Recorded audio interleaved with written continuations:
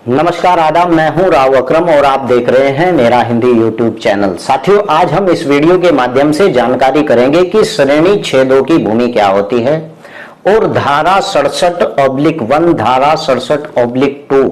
के बारे में विस्तार से जानकारी करेंगे नियम 66 के तहत।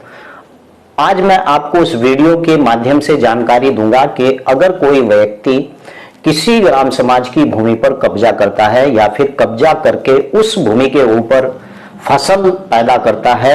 या फिर वह किसी ऐसी सार्वजनिक भूमि या फिर ऐसी ग्राम समाज की भूमि पर कब्जा करता है और उसके बाद उसे वहां से किस प्रकार से बेदखल किया जाता है और क्या प्रक्रिया होती है और किस प्रकार का उसे नोटिस दिया जाता है। बहुत ही महत्वपूर्ण वीडियो है क्योंकि 90% सवाल मुझसे यही पूछे जाते हैं मोबाइल के माध्यम से, कॉल के माध्यम से कि एक हमारी भूमि थी जिससे हमें बेदखल कर दिया गया है और धारा 67 या फिर धारा 185 या फिर इस प्रकार का कोई हमें नोटिस थमाया गया है। तो चलिए विस्तार से वीडियो के अंदर जानकारी लेते हैं कि श्रेणी 6(2) की भूमि क्या होती है। जितनी भी श्रेणी 6 के अंदर भूमि आती है सभी के बारे में जानकारी मैं आप लोगों को दूंगा। तो चलिए वीडियो शुरू करते हैं। साथियों, क्या है धारा 67/1 और क्या है धारा 67/2 और यहीं पर जानकारी करेंगे कि श्रेणी 6(1) की भूमि क्या है, श्रेणी 6(2) की भूमि क्या है, श्रेणी 6(3) की भूमि क्या है। तो सबसे पहले आपको जानकारी दूं कि अगर आपकी खतौनी के ऊपर लिखा हुआ है, तो सबसे पहले जानकारी दूं कि अगर आपकी खतौनी के ऊपर लिखा हुआ है श्रेणी 6(1) तो उसका मतलब होगा कि आकर्षित भूमि जो जलमग्न भूमि होती है। इस प्रकार की भूमि के ऊपर श्रेणी 6(1) लिखा हुआ होता है। श्रेणी 6(2) यह ऐसी भूमि होती है जो आकर्षित भूमि, जो स्थल, सड़कें, रेलवे, भवन, ऐसी दूसरी भूमियां जो आकर्षित उपयोग के काम में लाई जाती हों, इस प्रकार की खतौनी के ऊपर लिखा हुआ होता है। और श्रेणी 6(3) की भूमि क्या होती है? यह भूमि होती है कब्रिस्तान, शमशान, मरघट और जो कब्रिस्तानों के अंदर भूमि होती है, इस प्रकार की भूमियों के ऊपर श्रेणी 6(3) की भूमि लिखा हुआ होता है। श्रेणी 6(4) की भूमि किस प्रकार की भूमि होती है? श्रेणी 6(4) की भूमि जो अन्य कारणों से आकर्षित घोषित हो, इस प्रकार की भूमि के ऊपर श्रेणी 6(2) लिखा हुआ होता है। तो चलिए हम विस्तार से जानकारी करते हैं कि नियम 66 और 67/1, 67/2 के बारे में विस्तार से जानकारी लेते हैं। साथियों, नियम धारा 67A यानी कि नियम 66 और धारा 67/1 यानी के अंतर्गत वांछित सूचना संबंधित भूप्रबंधक समिति या फिर उसके अध्यक्ष अथवा किसी भी सदस्य अथवा सचिव अथवा अधिकारी, किसी भी अधिकारी द्वारा आरसी प्रश्न पत्र 10 के सहायक कलेक्टरेट को दी जाती है। यानी कि इसका मतलब यह है कि अगर किसी व्यक्ति ने किसी भूमि के ऊपर कब्जा किया है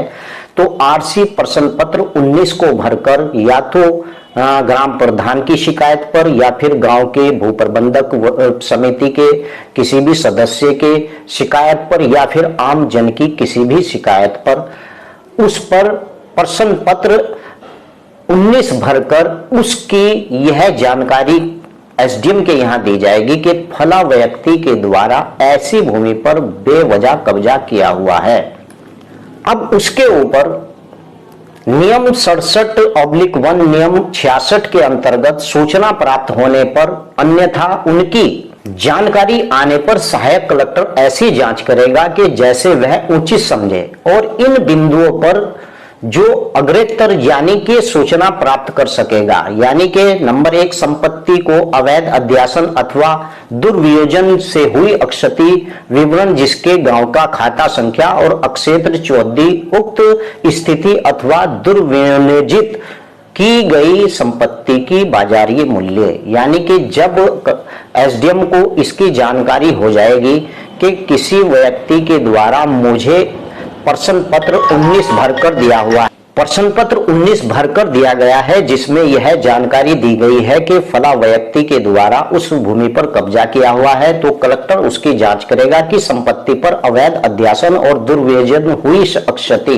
के विवरण को गांव का खाता संख्या, अक्षेत्रफल और जो चौहद्दी और उक्त अक्षति अथवा दुर्विनियोजन जो भी किया गया हो संपत्ति का बाजारी मूल्य, एक तो इस बात पर वह जांच करेगा। दूसरे नंबर पर जांच करेगा कि ऐसे दुर्विनियोजन का अवैध अध्यासन और संपत्ति को पहुंचाई गई अक्षति के लिए उत्तरदायी व्यक्ति के नाम और उसके पिता का नाम और उसका पूरा पता, इस बात की जानकारी भी करेगा। और दूसरी बात, अवैध अध्यासन की अवधि, अक्षति जो दुर्विनियोजन में सम्मिलित भूखंडों की भूमि की क्या श्रेणी है, यानी कि उस व्यक्ति के द्वारा जिस भूमि पर अध्यासन या फिर कब्जा किया गया है उसकी क्या श्रेणी है। और फिर वहीं पर जांच करेगा कि संपत्ति जिसे अक्षति पहुंचाई गई है वह दुर्विनियोजन की गई उसका जो कलेक्टर द्वारा निर्धारित सर्किल रेट और जो अंगनित है उसका मूल्य और नुकसान की रकम जिसकी वसूली की मांग की जाएगी, इस प्रकार की भी वह जांच करेगा। तत्पश्चात उसके बाद वह सहायक कलेक्टर द्वारा जो धारा 67/2 के अंतर्गत कार्रवाई किए जाने हेतु संबंधित व्यक्ति के विरुद्ध आरसी प्रश्न पत्र यानी कि जो 20 है उसमें कारण बताओ नोटिस जारी करेगा। यानी कि एक व्यक्ति ने कहा कि हमारे गांव की भूमि के ऊपर फला फला व्यक्ति के द्वारा कब्जा किया गया है और वह प्रश्न पत्र 19 भरकर वह कलेक्टर को या फिर एसडीएम को उसकी रिपोर्ट करता है कि फला व्यक्ति के द्वारा ग्राम समाज के ऊपर इस प्रकार से कब्जा किया गया है, तो कलेक्टर उसकी जांच कराएगा। और जो मैंने अभी बताया इन बिंदुओं पर कलेक्टर जांच करेगा और जांच करने के बाद सहायक कलेक्टर उसके बाद वह एक नोटिस जारी करेगा जिस नोटिस की धारा 67/2 है और उसके अंतर्गत वह कार्रवाई किए जाने संबंधित व्यक्ति के विरुद्ध आरसी प्रश्न पत्र 20 के कारण बताओ उसके बाद उसे नोटिस जारी करेगा।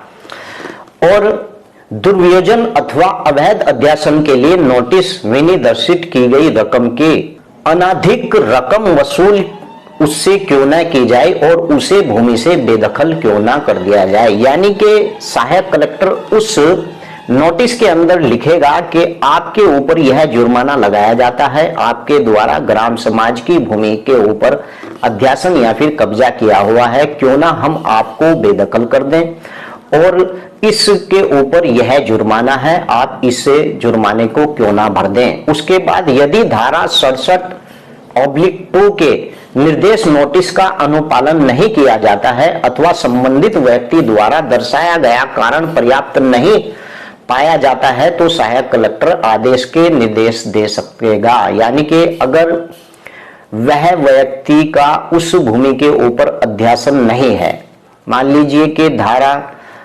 67/2 के अंदर उसने किसी व्यक्ति को नोटिस दिया और उस व्यक्ति ने यह साबित कर दिया कि वास्तव में मेरी शिकायत बेवजह की गई है और मैंने किसी भूमि पर ग्राम समाज की कोई अध्यासन कब्जा नहीं किया गया है, तो वह नोटिस रद्द करने का भी अधिकार सहायक कलेक्टर को होता है। वह इस पूर्ण जानकारी के बाद उस नोटिस को यानी कि डंप भी कर सकता है और ऐसे व्यक्ति को, जो व्यक्ति ऐसा होता है, उसे विशेष छूट भी दे सकते हैं। लेकिन अगर वह व्यक्ति पाया जाता है कि उस व्यक्ति के द्वारा कब्जा वास्तव में किया गया है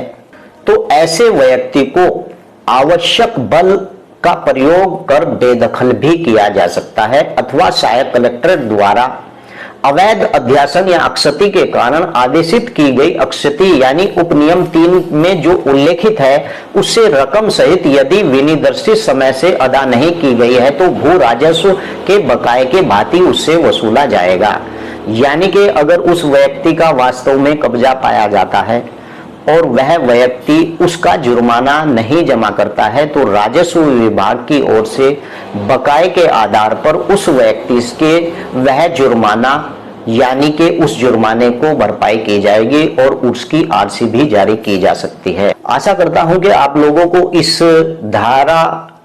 67/2 के आधार पर मैंने जो जानकारी दी आप लोगों को समझ में आई होगी और मैंने जो श्रेणी 6(2) की भूमि के बारे में आपको जानकारी दी यह भी आप लोगों की समझ में आई होगी। अगर आप लोगों की समझ में नहीं आई है तो डिस्क्रिप्शन में मेरा मोबाइल नंबर है, आप वहां जाकर मुझे कॉल भी कर सकते हैं और विस्तार से जानकारी भी ले सकते हैं। अगली वीडियो में फिर हाजिर होता हूं। जय हिंद, जय भारत, खुदा हाफिज।